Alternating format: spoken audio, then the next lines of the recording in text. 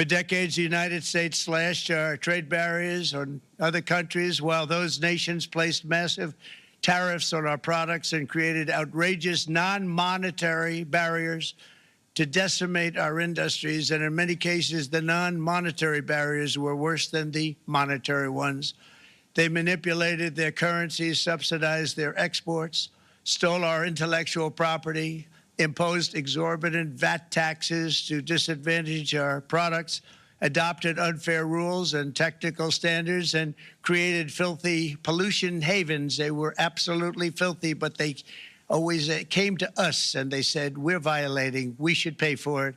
It's all detailed in a very big report by the U.S. Trade Representative on foreign trade barriers, and I'll just hold it up for you. It's available, and you don't have to pay too much. As I understand it, you'll pay nothing.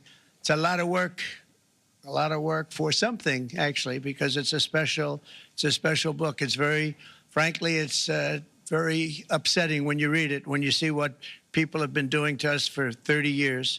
This all happened with no response from the United States of America, none whatsoever. But those days are over.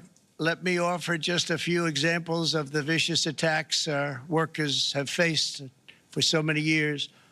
The United States charges other countries only a 2.4 tariff on motorcycles. Meanwhile, Thailand and others are charging much higher prices, like 60%. India charges 70%. Vietnam charges 75%, and others are even higher than that. Likewise, until today, the United States has for decades charged a 2.5 tariff. Think of that, 2.5% on foreign-made automobiles. The European Union charges us more than 10% tariffs, and they have 20% VATs, much, much higher. India charges 70%, and perhaps worst of all are the non-monetary restrictions imposed by South Korea, Japan, and very many other nations. As a result of these colossal trade barriers, 81% of the cars in South Korea are made in South Korea. 94% of the cars in Japan are made in Japan. Toyota sells 1 million foreign-made automobiles into the United States, and General Motors sells almost none.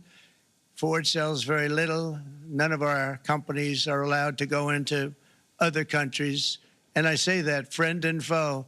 And in many cases, the friend is worse than the foe in terms of trade. But such horrendous imbalances have devastated our industrial base and put our national security at risk. I don't blame these other countries at all for this calamity. I blame former presidents and past leaders who weren't doing their job. They let it happen, and they let it happen to an extent that nobody can even believe. That's why, effective at midnight, we will impose a 25% tariff on all foreign-made automobiles.